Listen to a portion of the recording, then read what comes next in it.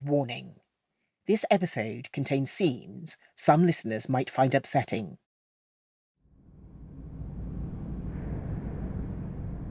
Every big event needs a dress rehearsal, including the launch of a new spacecraft. It's 3.5 weeks before the launch of the first space shuttle mission, STS-1. And this morning is the end of a 2-day dress rehearsal, the countdown demonstration test. The shuttle is sitting on the launch pad at Kennedy Space Center in Florida. On the flight deck of Orbiter Columbia are Commander John Young and pilot Bob Crippen. The entire team is involved, including shuttle processing engineer John Tribe. We were just about ready for flight. We were within weeks of flight. Right from the early days, he's helped design the launch pad to ensure the shuttle and the pad are completely integrated. This is a chance to check everything works, so he's been closely watching the countdown demonstration test. At the end of the test, the operations guys were mainly concerned with getting the crew out of the vehicle, getting them off the pad, getting the pad back open. It was a successful, terminal count.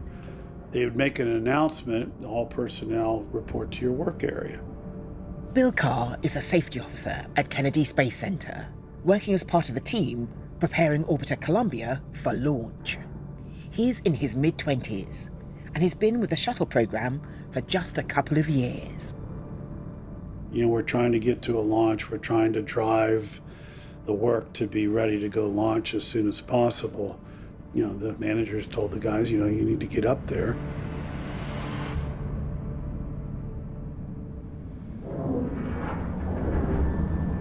Up there is the 130-foot level, about 40 meters up on the service structure next to the shuttle.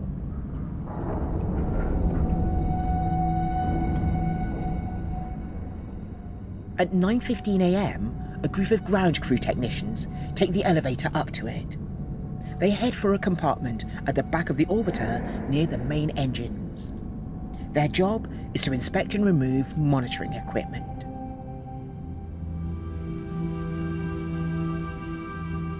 Three technicians walk across the access ramp to the shuttle and climb down a ladder to a platform next to a hatch numbered 50-1. Technician John Bjornstad prepares to enter.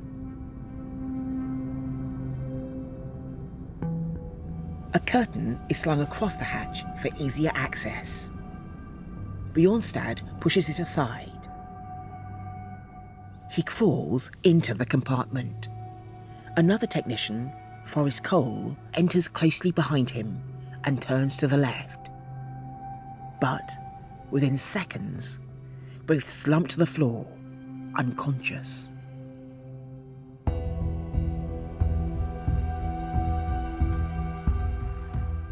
During a launch countdown, this compartment is filled with nitrogen gas, or GN2, to prevent any potential fires. If anybody understands GN2, it's basically 2 breaths and you're gone. As soon as you breathe in pure GN2, it displaces the oxygen in your lungs. You basically just fall asleep. There's no pain, there's no discomfort, there's no sense of gasping or choking. You just pass out.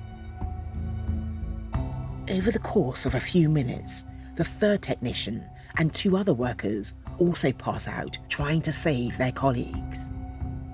By the time the last worker, Forrest Cole, is rescued, he's been without oxygen for 12 minutes.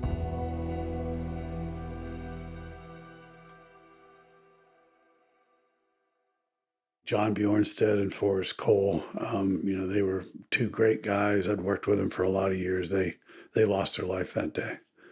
I knew those guys really well. We were all in a training class just 3 days before the accident. And matter of fact, one of the guys, Forrest Cole, as much as the program had been exciting, he was talking about considering to do something different. The cause of this fatal accident was miscommunication. The nitrogen released into the compartment had been extended to allow for some additional tests, but that extension hadn't been properly communicated from the firing room at launch control to ground crews. The technicians had no idea of the danger lying in wait.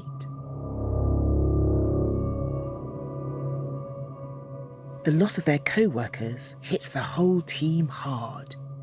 These are the first deaths in the American space program since the Apollo 1 launchpad fire in 1967, which killed astronauts Ed White, Roger Chaffee, and Gus Grissom. John Tribe was there for that too.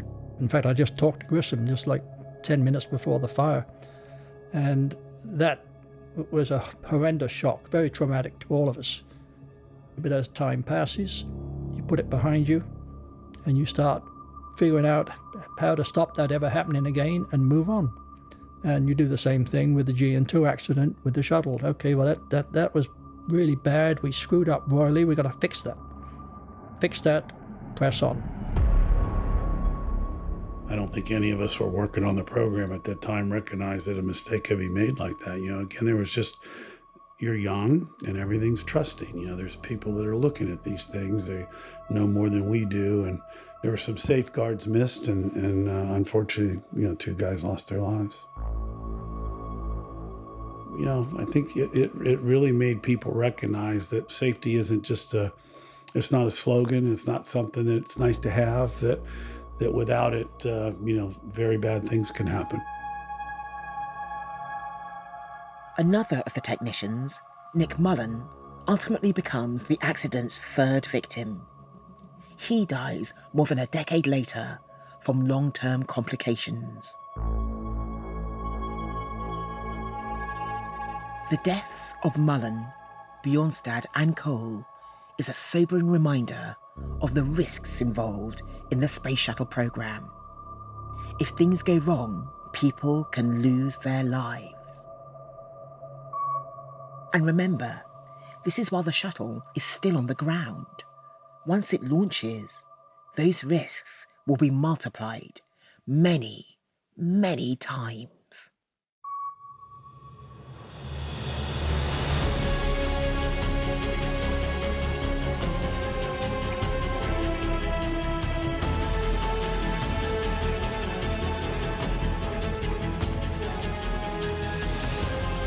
From the BBC World Service, 13 Minutes presents The Space Shuttle.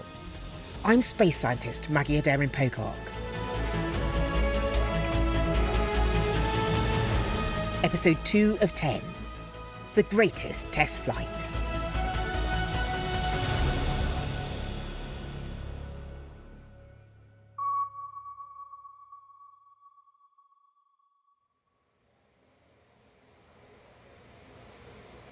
Just weeks after the tragic deaths, astronauts John Young and Bob Crippen are at Johnson Space Center in Houston, training for their mission. It sounds callous, but they have a launch to prepare for. Today, the 2 astronauts are in NASA's motion-based simulator. Young is in the commander's seat on the left, and Crippen in the pilot's. The simulator is tilted 90 degrees in the launch position. They're facing up, their knees above them, backs against their seats. It's a complete recreation of the shuttle's flight deck. And it moves. We had a fixed base simulator, which meant that it didn't move. And then we had the motion-based simulator, which is the one that rocked and rolled. Is kind of like a carnival ride. Marianne Dyson is one of the first female flight controllers. They used that one for almost all the ascent. They used that simulator. They'd run through some scenario, and then the team back in mission control, we would all be at our consoles, and there were 3 teams for the first flight. There was an ascent team, an orbit team, and an entry team. And I was on the ascent team. That's the group of mission controllers in charge of the first hours of the mission. In particular, the 8.5-minute ride from Earth into orbit. And at the helm is Flight Director Neil Hutchinson. He's very intense. And this was a good thing. Ascent is the most dynamic phase when the most things can happen and quickly. So you don't have time for somebody to sit there and go, I wonder if we should shut down that engine or not. You need to make those decisions quickly. And so he was always just pushing us, because he knew we could do it. And I appreciated that challenge, that achievement through excellence. Picture a man with a full beard and large aviator glasses, leaning back on his chair in front of a bank of monitors. That's Neil Hutchinson. I think you have to be a person that's not flippant, that takes decisions seriously, and when you make them crisply. And in critical phases, you answer to no one. The buck absolutely stops at that console. He and his Ascent team practiced that first launch literally hundreds of times. But let me take you right into the very last simulation, just before John Young and Bob Crippen leave for Florida to launch for real. The simulation supervisors are running the show. They're in the room right next to Mission Control, and they already have a plan in mind. They can introduce a failure at any point during the mission, on any system, on any engine, on any console. The crew and Mission Control have to be ready for anything. Let me tell you what, it is so realistic. Every one of them takes on a life of its own because the failures are never the same. On his flight director's console, Neil Hutchinson has perhaps the most important tool of all, the abort switch. At any point, if he thinks the crew's lives are in danger and the mission needs to be aborted, this is the switch he will use. The abort switch is it's a toggle switch. It's tall and ugly. The abort switch has 3 positions. Detent, which is in the middle. In order to throw the switch, you have to lift it up out of detent, push it forward, keep it out of detent, and pull it all the way back to make the second contact. It's hooked to nothing. Actually, it's hooked to a light in front of John and Crip. It says abort, and it does not control any systems. It doesn't control any engines. What it does control is the fingers of the CDR. CDR stands for Commander, the astronaut sitting at Columbia's controls, John Young. Who then hits the abort switch. It's the ground telling him, you got no other choice if you want to live but to abort and do it now. And John did. Even sometimes when he thought it was the wrong thing, and once in a while it proved that we shouldn't have.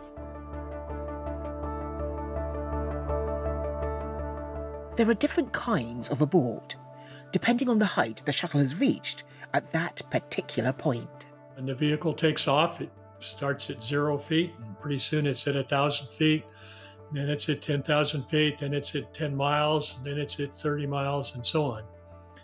And as it goes upward, we always want to have a way, if something really bad happens, like an engine quits, and we don't have the force required to get the vehicle safely into an orbit around the Earth, we want a way to get the crew back safely.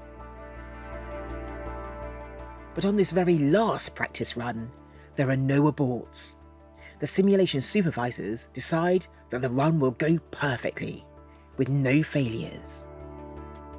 We got to orbit exactly as designed and planned. There were no anomalies, and we could have gone on to complete a successful 3-day mission with no failures.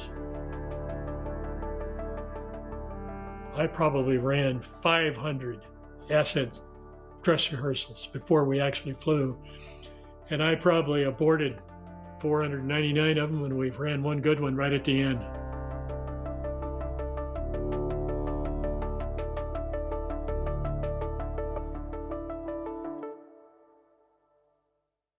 Because this launch is going to be unlike anything NASA has ever done before. Astronaut Dick Covey, who'll fly later in the shuttle program, puts it this way. We're going to fly this new rocket, never been flown before, and we got people on it. And, they're in this new spacecraft, unlike any spacecraft we had ever flown before. That decision to have astronauts on board the first flight was made early in the process. Somebody asked, well, shouldn't we be able to fly this without the crew on board the first time? Astronaut Bob Crippen. Myself, John, and quite a few other people, we thought the chance of success was better if we were on board to deal with any problems that came up. And that feeling prevailed. It would have been very expensive and very time-consuming to modify the vehicle to be able to fly completely unmanned. When mission STS-1 launches, with Bob Crippen and John Young strapped into Columbia's cockpit, it will be the first time the shuttle will have been tested in space. Perhaps Neil Hutchinson puts it best. I think it is noteworthy. It had never been done before, and more noteworthy that it's never been done since, and it's not being done now by any space agency in the world. And that ought to be the metric that you look at the level of risk we had with that vehicle the first time out of the chute. Now, did that bother us? Nah. We had a job to do, and we knew the capability of the vehicle. We knew how to run it. I was pretty confident that we were going to pull this thing off.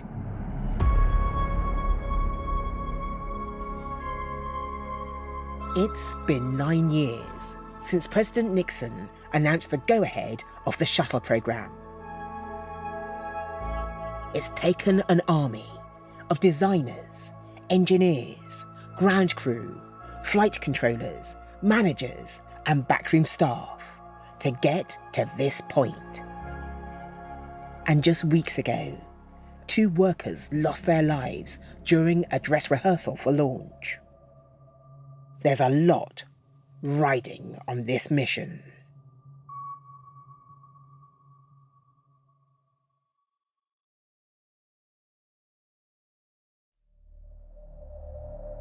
DCOSC, go ahead. K634 is complete. Roger, I copy. OTC PLT horizontal sit configuration complete. Roger that. It's the morning of launch for the very first space shuttle mission, the 12th of April, 1981. PLT, MTS, helium reconfiguration. Roger, that's in work. The shuttle stands proudly on Launch Pad 39A at Kennedy Space Center in Florida. Board advisory check. There's the enormous external tank, much taller than the orbiter itself. It's rocket-shaped and towering almost as high as the service structure next to it. Attached to it on either side are the 2 solid rocket boosters. They're much skinnier, white rockets. And on one side of the external tank is the orbiter itself, Columbia, with its 2 astronauts aboard, John Young and Bob Crippen, ready to defy gravity. We had a little cheer go up here in the control center at the Kennedy Space Center when it was verified that all 4 of the general purpose computers on board were communicating properly with the backup computer. Columbia was due to be launched 2 days earlier, but because of a computer issue, the launch was scrubbed. But now the systems seem to be working. Everybody is breathing a sigh of relief. On the first attempt, everybody had shown up for work wearing suits and ties, and we were all kind of a little nervous and whatever. In Mission Control in Houston, Flight Controller Marianne Dyson is sitting in one of the back rooms.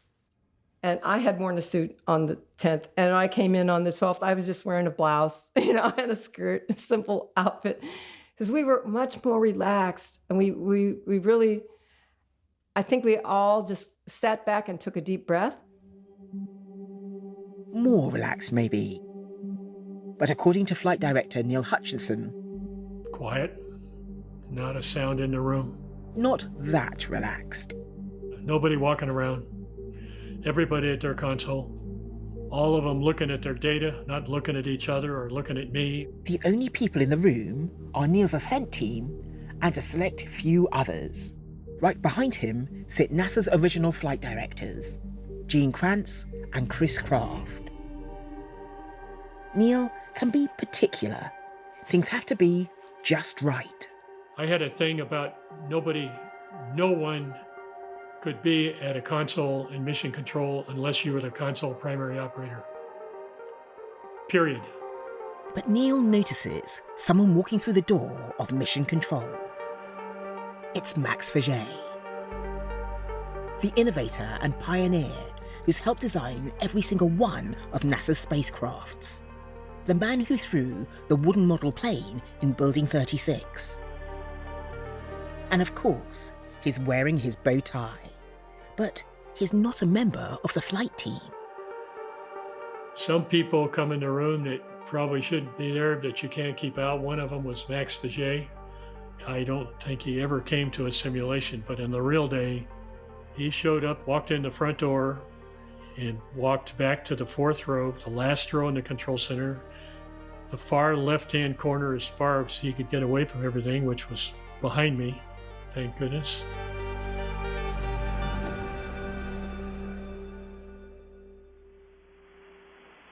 This is Shuttle Launch Control at T-minus 9 minutes and holding. The Launch director George Page leads the team at Kennedy Space Center, who are responsible for the shuttle until it clears the pad a few seconds after launch.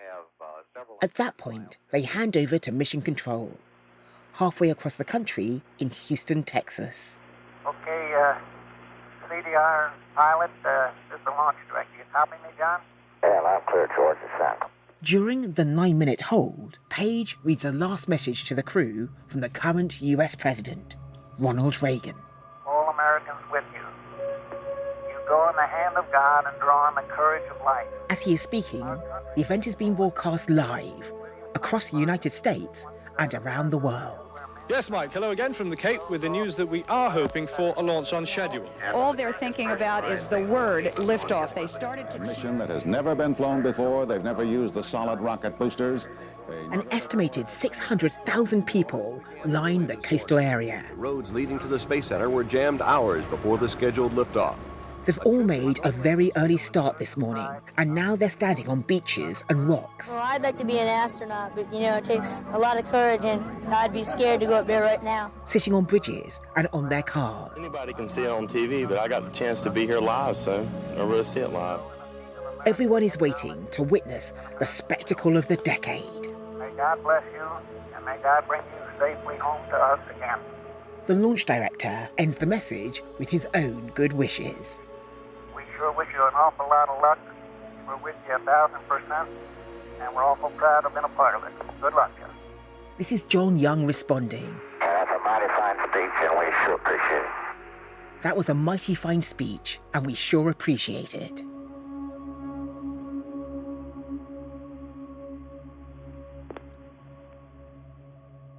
There isn't much left for Young and Crippen to do now, but wait. On the final minutes of countdown, the crew is not really all that busy. You're primarily watching your instruments and your systems, talking to Launch Control Center. You do a communication check with the Mission Control back in Houston, and Mission Control takes over just as soon as you lift off. The liquid hydrogen vent valve has been closed and flight pressurization is underway. As the countdown clock ticks closer to zero, the anticipation builds. T-minus 1 minute marked and counting. We got inside of a minute to launch, and I said, John, I think we might really do it. That was when my heart rate went up to around 130. T-minus 45 seconds and counting. John's was down nice, calm 90. I wouldn't be telling the truth if I didn't say my heart rate was probably up a bit, as I'm sure everybody's was. But boy, your attention is right on the exact same displays and the exact same actions that you have trained and trained and trained Minus 30, mark. How's it look, Jerry? Go for auto sequence start. This call marks that the 4 onboard computers are now in charge, running the last half a minute of the countdown. T-minus 20 seconds and counting. Everyone is holding their breath. In Mission Control, at Kennedy Space Center, and everybody watching on TV screens across America and around the world. Will this new machine fly?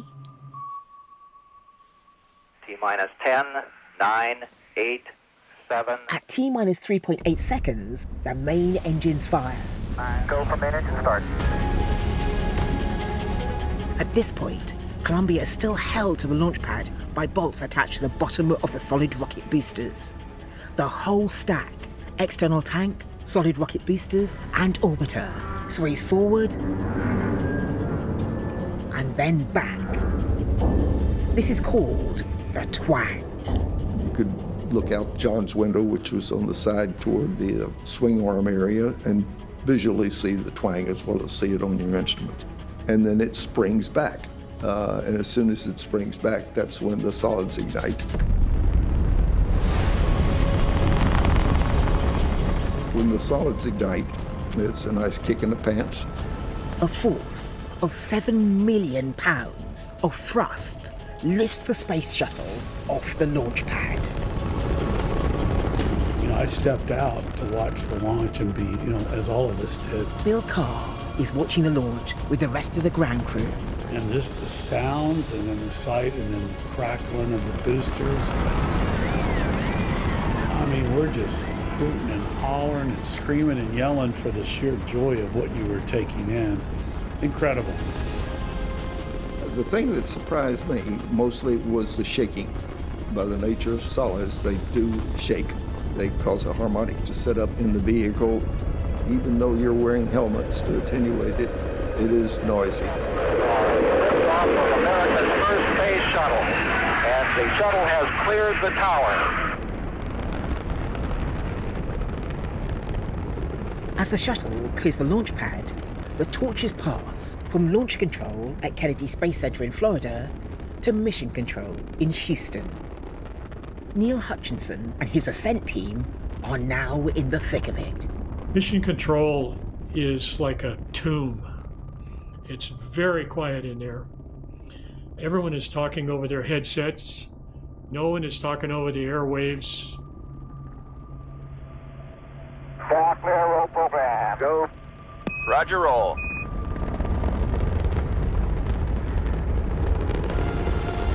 Only a few seconds into the shuttle's ascent, Capcom Dan Brandenstein, the only person who speaks directly to the crew, confirms Columbia's roll maneuver. The onboard guidance system rotates the shuttle and tilts it onto its back, putting the crew in a slightly heads-down position beneath the external tank. Roll program complete. Roger, roll complete. This is the trajectory the spacecraft will need to reach the correct orbit around the Earth. Columbia, Houston, you're go at 40. The call "go at 40" simply means that at this point, 40 seconds after liftoff, every system is looking good. The ascent is going perfectly so far.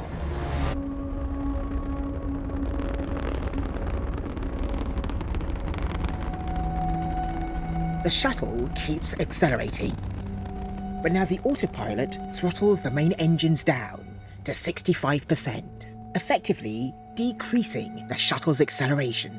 It's like as if you let up on the accelerator on a car on the throttle. This happens just before max Q, the moment the shuttle experiences the most extreme dynamic pressures from the air around it.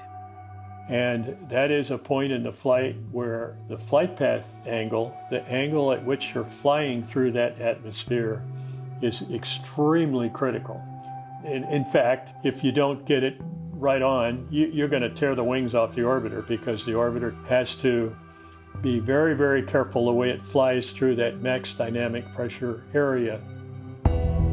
56 seconds into the flight, and moving faster now than the speed of sound, the spacecraft reaches max Q, and everything is still looking good. Capcom Dan Brendenstein confirms the shuttle's engines are being increased again. Columbia, Houston, you're go at throttle up. And John Young replies, Roger, go at throttle up.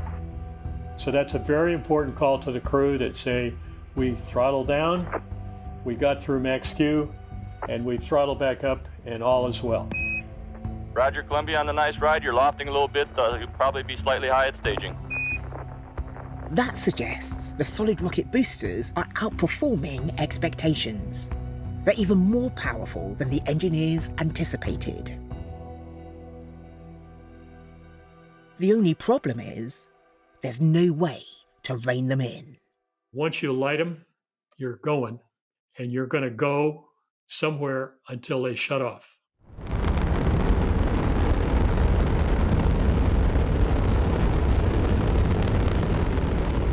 If there was an issue now which endangered the crew's lives, the only option would be their ejection seats. If they had to do that, Bob Crippen knows that his chances of survival would be close to zero. To me, they were more of a placebo than a real safety factor.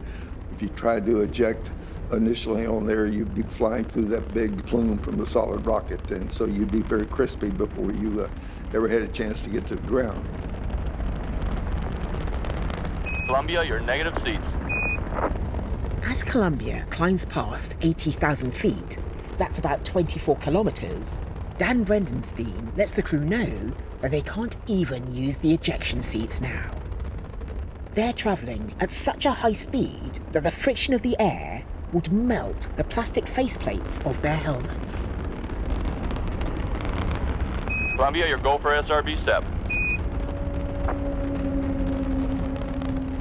Around 2 minutes after liftoff, the propellant inside the solid rocket boosters is used up. They've done their job.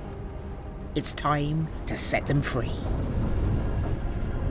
They have little small rockets on them that push them away from the vehicle, and even though the solids themselves are not visible through the cockpit windows, you could see the firing pushing those away.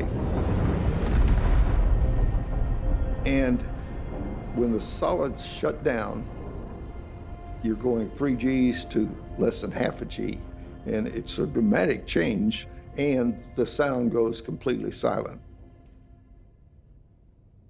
There's no more shaking going on. It's kind of like me sitting here in this chair. It's very quiet. I initially thought that maybe the main engines had quit as well. Checking my instruments, that wasn't the case. It was obvious they were still burning and everything was going okay, but it was a dramatic change for me as on that first flight. Roger on the SEP, Columbia. As the boosters tumble back down to the Atlantic Ocean to be picked up and reused, Neil Hutchinson in Mission Control hears someone behind him.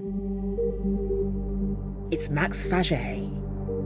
He jumped up and very loudly said, "They're off." Faget has never been a fan of the solid rocket boosters for one simple reason: you can't turn them off. In the early days of planning the shuttle, he advocated for other designs which didn't involve the boosters. And it was so loud that I definitely heard it, and Dr. Kraft heard it, who was sitting behind me. And the reason I know Max was standing was Dr. Kraft said, "For Christ's sake, Max, sit down."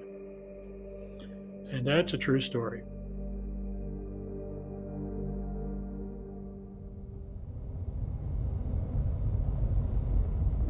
The orbiter Columbia and the external tank continue upwards at ever-increasing speeds, using just the main engines.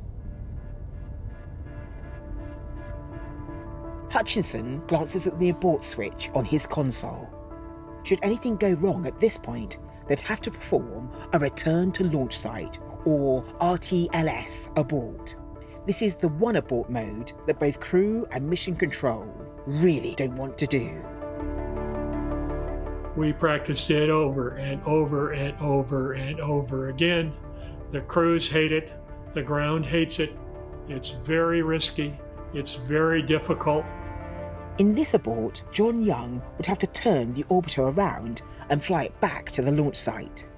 The bulky external tank, which supplies the shuttle's main engines with fuel, would still be attached. The RTLS was a sporty maneuver because what you had to do was to make sure you were going to empty out the external tank, pretty much empty it. And that required you to flip the vehicle around such that you were flying backwards and hopefully expend the fuel in the tank at the right moment where you could kick it off and then go into a flying mode to come back and land. Quite often, in the simulator at least, we lost control. I actually thought that we probably should fly an RTLS because it was such a sporty maneuver. He even volunteered to fly it. And John Young says, "Crip, that's like practicing bleeding, so let's not do that."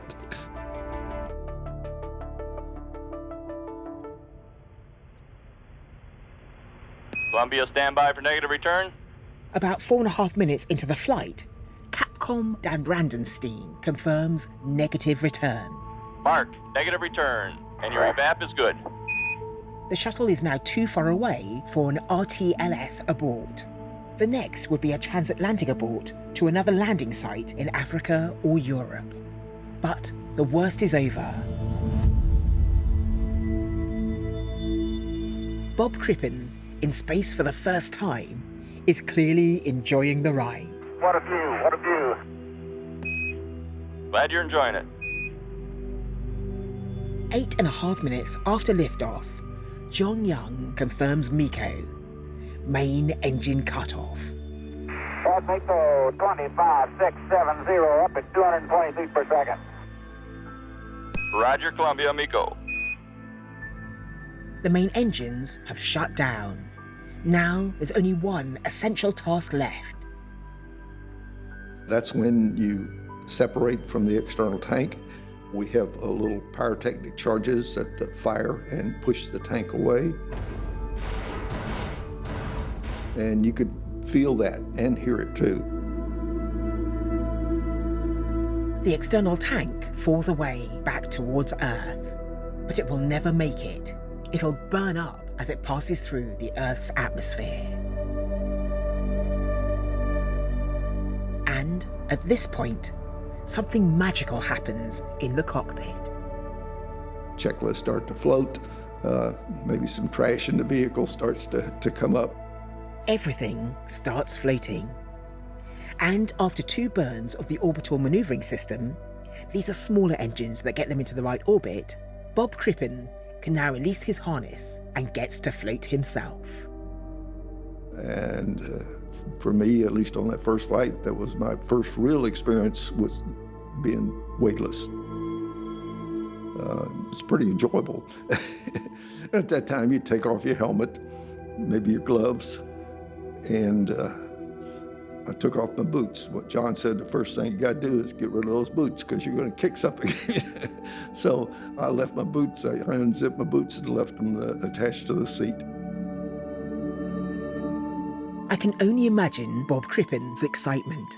After more than a decade of waiting, he now gets to be in that microgravity environment, floating serenely in a revolutionary new space vehicle. It must have been worth the wait.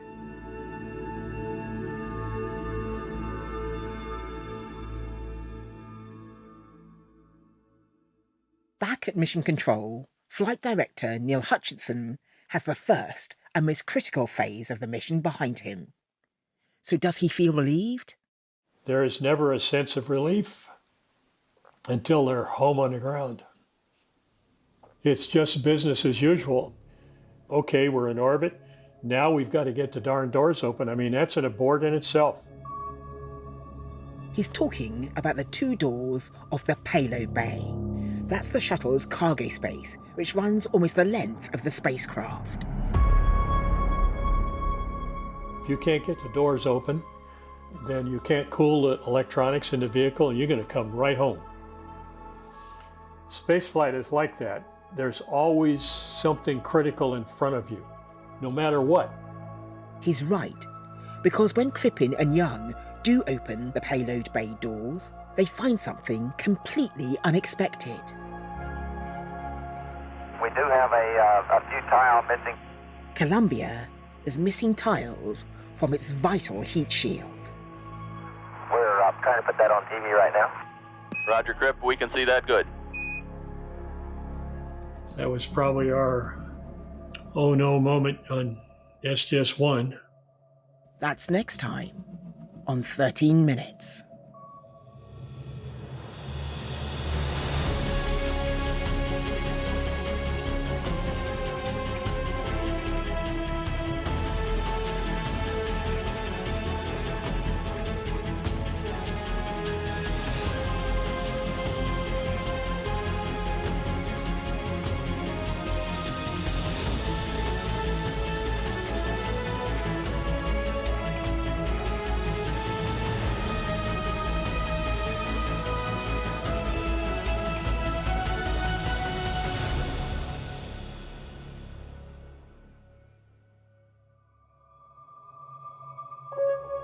This has been episode 2 of 10.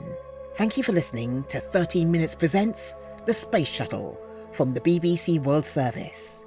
It's a BBC Audio Science production. I'm Maggie Adarin Pocock. 13 Minutes wouldn't be 13 minutes without the people who made these space stories happen and then shared them with us. Thanks to every single one of them. We'd like to thank NASA for its archive sound. Some scenes in this series use recreated sound effects. I really hope you're enjoying listening to our story of the Space Shuttle. Where you can, please leave a rating and a review. It really does help new listeners discover our podcast. And if you're new to 13 Minutes, Seasons 1 and 2 are available right now. The extraordinary stories of the first moon landing and the near disaster and rescue of Apollo 13. The 13 Minutes series producers are Florin Bohr and Jeremy Grange.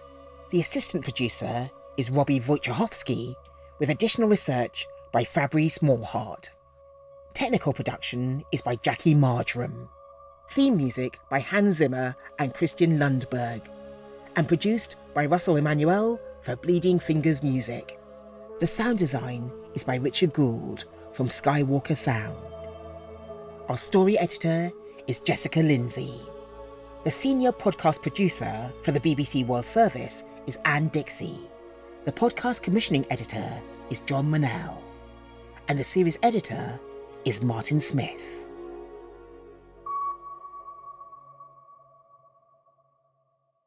Thank you so much for watching 13 Minutes Presents The Space Shuttle on YouTube.